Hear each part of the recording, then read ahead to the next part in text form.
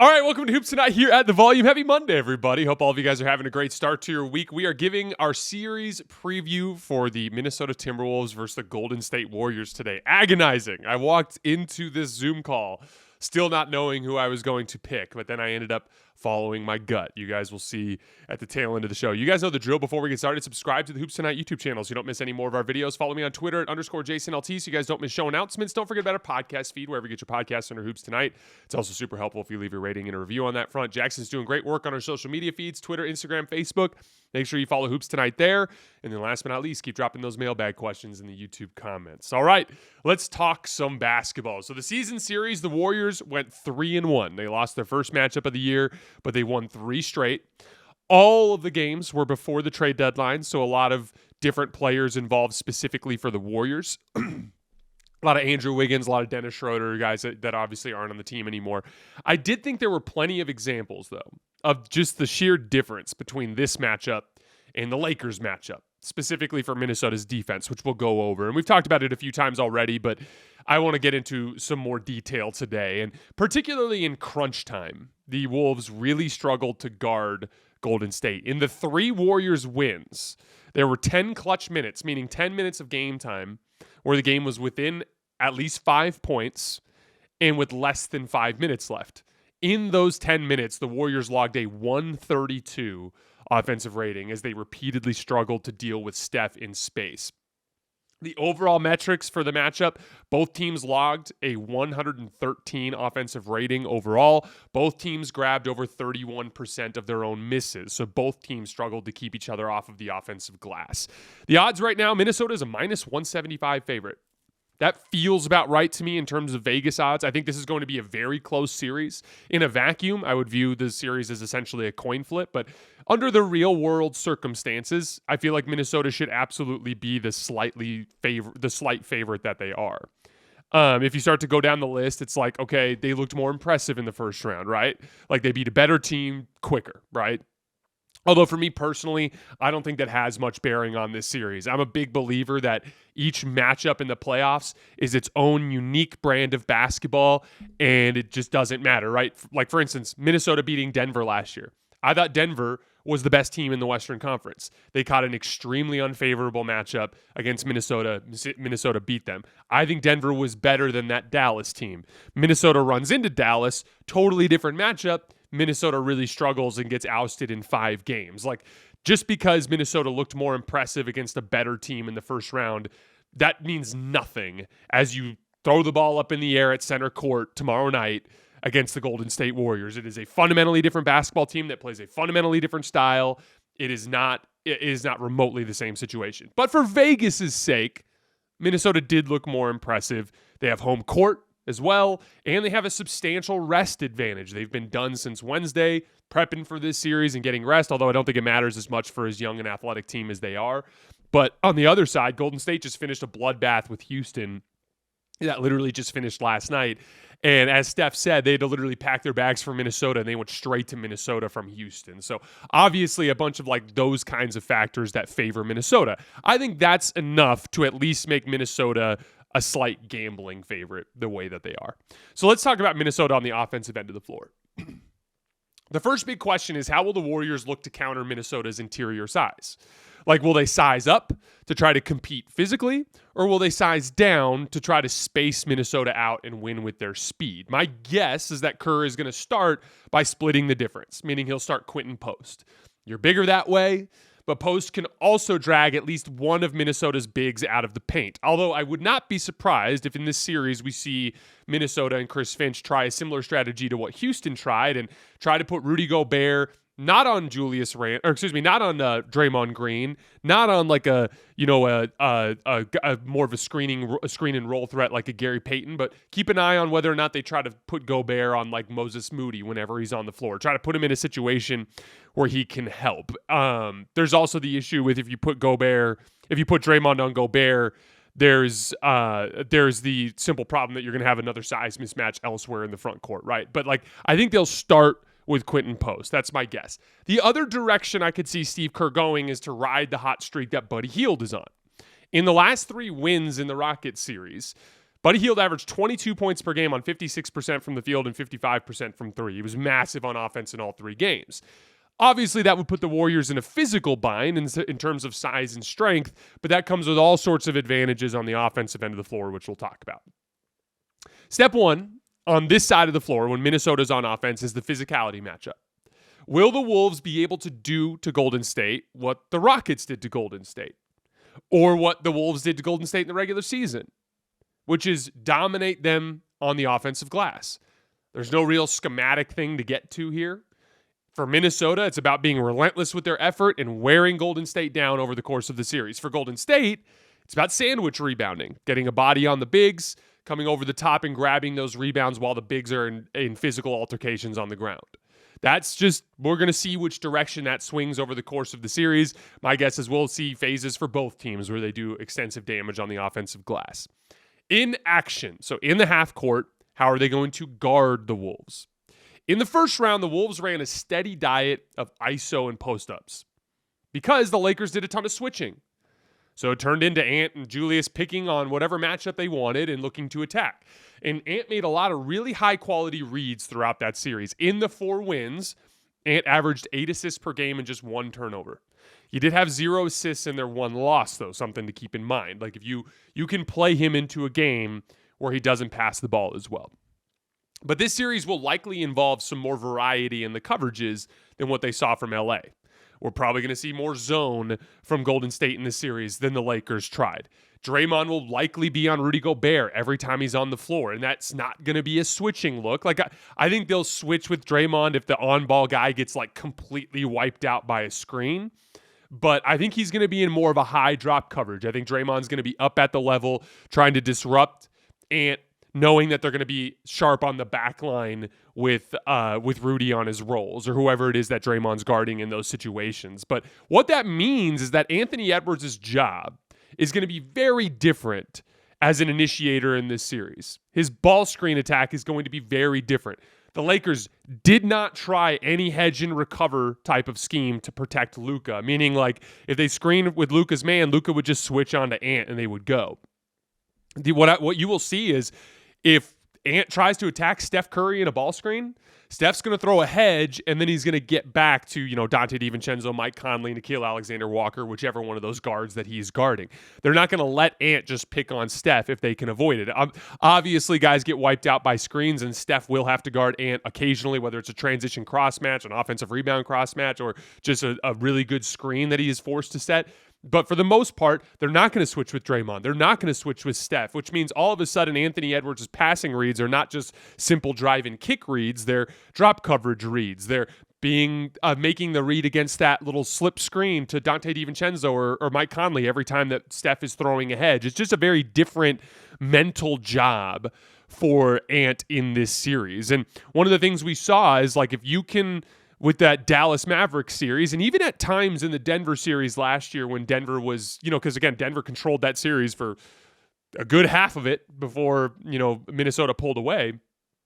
In that series, high drop activity on Ant at the level was what actually played him into his worst tendencies. And so it's just going to be a very different job. And that's the biggest thing I'll be watching in game 1, just how uncomfortable Steve Kerr can make Anthony Edwards with his defensive game plan. Draymond's a master manipulator on defense, making you think he's doing one thing and then doing another, baiting you. Like if Ant changes his tactic and decides to start attacking Jimmy Butler in ball screens and just attacking Quentin Post in ball screens and anywhere where Draymond's off the ball, Draymond will be in the paint, making Ant think he's in the paint while always being completely attentive to whatever would happen on the skip pass or swing pass that could make Draymond close out to the perimeter. I will be watching carefully to see just how comfortable Ant looks offensively in game 1. Steve Kerr is going to mix in that 1-3-1 zone. He's going to mix in blitzes. I think he'll do a better job of keeping Ant off balance than JJ Redick and that limited Lakers defensive roster was able to do. The last thing I want to hit here is just more the on-ball, like ball pressure piece for Golden State with Ant. Like, this is more a question about Golden State's offense because we know it's going to be Moses Moody or Brandon Podziemski or Gary Payton. And it's going to be about which one of those guys can provide the best combination of that ball pressure and containment while also being useful on the other end of the floor. Because, again, like we saw in the Houston series, if they end up having to lean towards Buddy Hield a lot because the other guys are not doing anything offensively, that changes some of the athletic dynamic for this team, right? Like Moody. I would be tracking Moody's shooting substantially early in the series because if Moody can't shoot and he can't play, that's where it gets tricky because he's the one guy who really has the combination of the length to bother Ant's pull-up jumper while also having enough mobility to be a little bit of a deterrent on the ball. So keep an eye on specifically Moses Moody's shooting early in the series. Now, Minnesota's a lot more versatile than people think. They can attack size mismatches with Julius Randle and Naz Reid. They have guards that can get going as scorers. Dante DiVincenzo can get going in action. But Golden State did defend their big forwards well in the regular season. Both Julius and Naz were well below their season averages and well below their season efficiency against Golden State. Jaden McDaniels didn't have he shot the ball well from three, but didn't put up any real high volume scoring against Golden State this season. But he came on way more as a scorer in the later portion of the season after all those Golden State games. So obviously Jaden McDaniels doing more damage as a scorer would be an interesting thing that could swing this series. Golden State is generally good at keeping the ball in front, which makes this substantially tougher than what the Lakers matchup looked like. They were able to get dribble penetration pretty consistently whenever they wanted. Golden State is quick. They can slide their feet, and they're going to beat guys to spots. And so I would argue the most important trend, the most important thing that Minnesota has to do to flip the regular season trend, which is where Golden State won those last three games, is they got to get their big guys going. They got to get Naz Reid and they got to get Julius Randle going because they did not provide the complementary scoring to what Anthony Edwards was doing.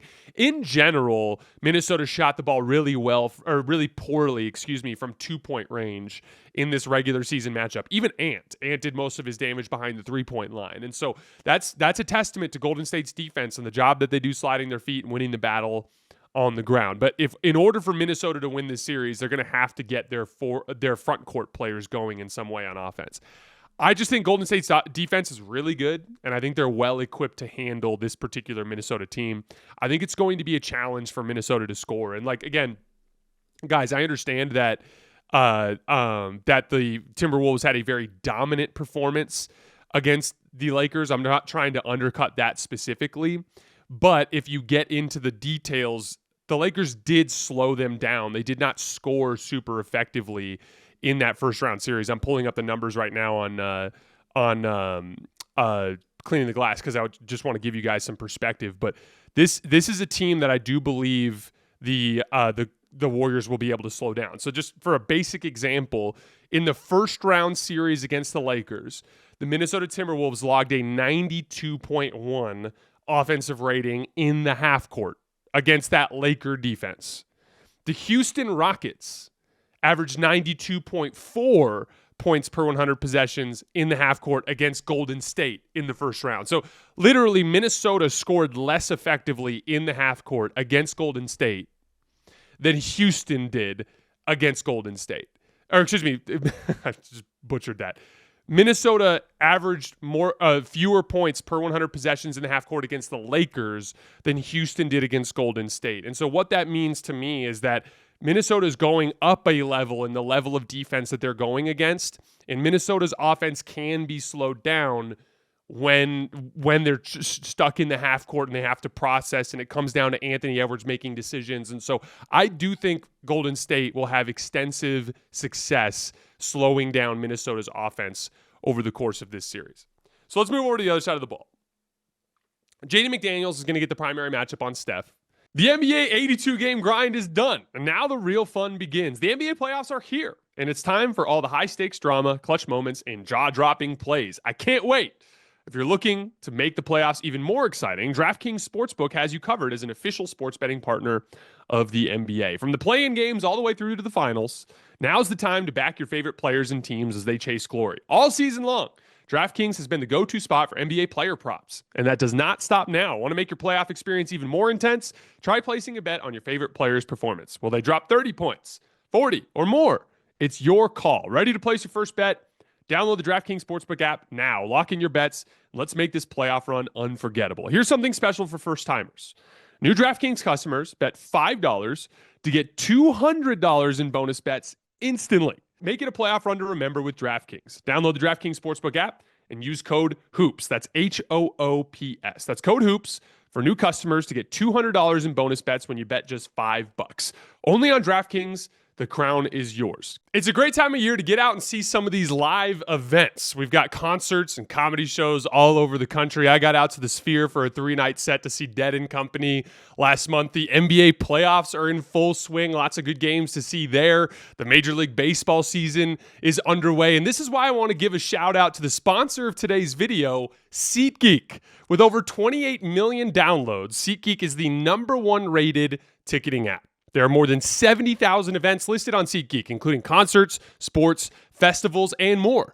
And like I said earlier, you can get tickets to the NBA playoffs now. I'm super excited to see several of these series in the first round. Look at all these tickets that you can find, and it'll even tell you whether or not that ticket is a particularly good deal. Here's an amazing deal for Game 3. Here's another great deal, another amazing deal. You can find all these options on SeatGeek. SeatGeek has your back. Each ticket is rated on a scale of 1 to 10, so you know exactly how much of a deal you're getting. Green means good, red means bad. Plus, every ticket is backed by their buyer guarantee. And you know I came through for you guys. You can use code HOOPS10, that's HOOPS 10, for 10% off your next set of tickets at SeatGeek. That's 10% off any tickets with promo code HOOPS10. Make sure you click the link in the description to download the app and have the code automatically added to your account so you can use it later. And thank you, SeatGeek.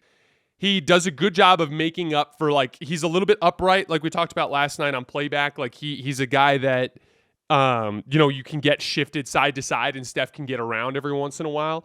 The main thing is Jaden does a good job of just using his hands to just kind of keep Steph attached to him. He does a good job. The biggest problem for Minnesota isn't their ability to defend Steph straight up with McDaniels. It's handling him in any sort of screening action.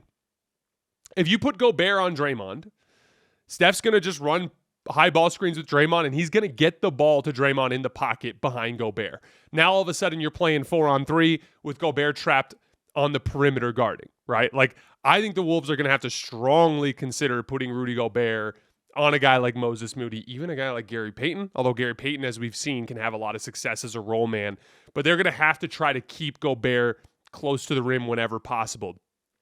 If they put Gobert on Draymond, I think that they're going to just spam a bunch of high ball screens and have some success there. Where I worry about Minnesota is specifically Naz Reid and Julius Randle. Those two guys did extremely well defensively in the first round in what was a very different matchup. The Lakers were just trying to attack by going one-on-one.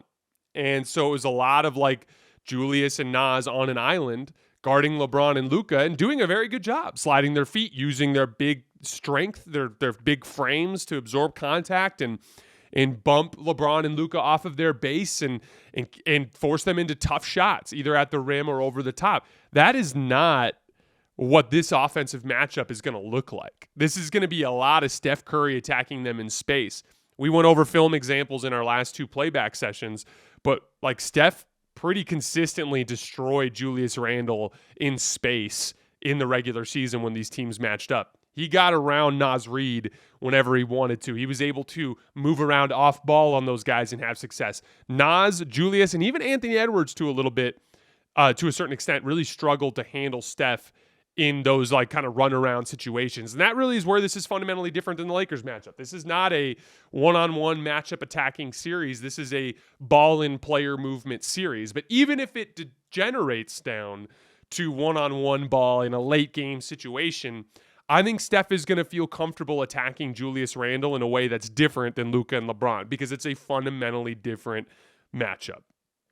One of the things too is the Wolves, they won that series by staying out of rotation against the Lakers in the situations where the Lakers were able to get two on the ball. So for instance, there were 15, 16 possessions in that series where they blitzed Luka. When they blitzed Luka, the Lakers averaged a 118 offensive rating, which is really good. When you get the Wolves into rotation, you can score on them because they're bigger and they can be a little bit susceptible to quickness on the ground, right? The problem is the Lakers just couldn't get that situation often enough to really capitalize on it. I think Steph is going to be able to consistently either generate one-on-one advantages against Nas and Julius in this matchup, or get two to the ball and be able to get the Wolves in rotation. And so I think this is just going to be a very, very different type of matchup in terms of what Minnesota's defense is going to do. I'm not worried about them being able to handle Jimmy. I think they match up really well with Jimmy. I think they match up really well with the other Warriors guards, but that Steph Curry problem is the one that I'm worried about. And this is the last stat that I'll give you guys to drive this home. In the 3 wins that the Warriors had against the Wolves in the regular season, Steph Curry averaged 31 points per game. He shot 49% from 3. He averaged 9 assists per game and just 1.7 turnovers. And guys, this was all before the deadline. This was back when Steph wasn't playing particularly well. Steph didn't really start regularly hitting these numbers until after news of the Jimmy Butler trade came down to him. Like, Steph, in a phase of the season when he wasn't particularly comfortable, was super comfortable in this matchup. And that's just something to keep in mind. No one cares how impressive you looked in the last round. It ultimately comes down to your ability to succeed in this individual matchup. Now, one of the things that I think will be interesting is Minnesota has a lineup that they've had a ton of success with this season that they started using more towards the end of the year and a lot in the Lakers series, which is, what if they just take Gobert off the floor and it turns into Naz Reid at the 5 next to Julius Randle with Dante DiVincenzo on the floor? More spacing, more ability for them to create opportunity for Anthony Edwards and Julius Randle to work one-on-one. That's great, but once again, it doesn't work if Steph can easily attack Naz Reid in space and generate easy offense. The Wolves went to Naz Reid in crunch time in this season series and couldn't guard Steph. And so that's where I keep coming down to, like, I was really on the fence about this series because on the one hand, I have this big part of me that's like, don't underestimate the Timberwolves again. Don't make that mistake. You did last year against Denver. You did last year against Phoenix. You did this year against the Lakers. And I get that. And I have this like part of me that's like screaming like, don't make that mistake again. But I keep thinking about the simple dynamic, which is that this is a very, very, very good defense in Golden State that should be able to play Minnesota into some rough stretches on the offensive end of the floor. And I think Steph is going to be the most comfortable star in the series. It's not even about Ant versus Steph in a vacuum. It's just the simple fact that Steph is kind of an antidote for this particular type of defense because of his relentless motion and his ability to win on the ground with quickness. And so this is how I see the series going. This is my prediction. I think that game 1 tomorrow night is a game that actually could bode really well for Golden State as an opportunity to steal home court advantage. The reason why, Wolves haven't played since Wednesday, and they just played a really, really different series. They won comfortably. They're riding high. There's a lot of like optimism there. Golden State's coming in out of a bloodbath, which I actually look at as an advantage in a game 1. Golden State just played 3 straight super high stakes games. Well, I'd call it 2 straight because they kind of punted game 5, but they wanted game 6 and they didn't get it. They needed game 7 and they did. They've been playing super high leverage basketball for the last few days. Minnesota has not. I think that gives them an advantage, and their style is just so different and so unique. I think it has a chance to catch Minnesota off guard. So I think Golden State's going to steal game 1. I think Minnesota will get game 2. I think Golden State will get games 3 and 4 back in Golden State. I think Minnesota gets game 5. And then the thing that put it over the edge for me is you have a must-win game 6 at home for Golden State. And Golden State, the older, more physically frail team, gets 3 full days off between game 5 and game 6, where they would come out fresh on their home floor with an opportunity to close out the series. So for me, I'm going Warriors in 6. Based on the dynamic that I believe this Warriors defense is capable of really strangling this Minnesota offense. And I think Steph Curry is a nightmare matchup for Minnesota's defense. I was on the fence about this. I kept going back and forth. I totally understand why Minnesota's favored. Maybe I'll watch game 1 and totally feel differently, but I just have this feeling in my gut that Golden State's going to win this series, and it just stems from the matchup and just how gifted Steph is at attacking this particular type of defense. So we'll see. Maybe I'll be wrong. I was wrong on 3 of my 8 first-round series picks. But like I can't shake the feeling that Golden State's going to go to the conference finals. And by the way, this is not a wishful thinking about the Warriors piece. Like I talked about this last night on Playback. I'm having a really hard time talking myself into any type of way for Golden State to beat Oklahoma City. Oklahoma City, to me, is a team that has the same sort of guard speed issue that Houston presented to Golden State, that they have just even more better guard defenders that they can throw at Steph, and they have rim protection, and they have more offensive talent than Houston. Like, I have a really hard time talking myself into Golden State having any chance to beat Oklahoma City. But I do think that they can beat Minnesota. I think this is a matchup that they can win, and it's just based on what I've seen on tape in the dynamics that I explained in this video. So, again, we'll be covering all the games live on YouTube after. Warriors in 6, don't feel particularly great about it, but that's where I'm going right now with my gut. Tonight, we are live after the final buzzer of Nuggets Thunder. I will see you guys then.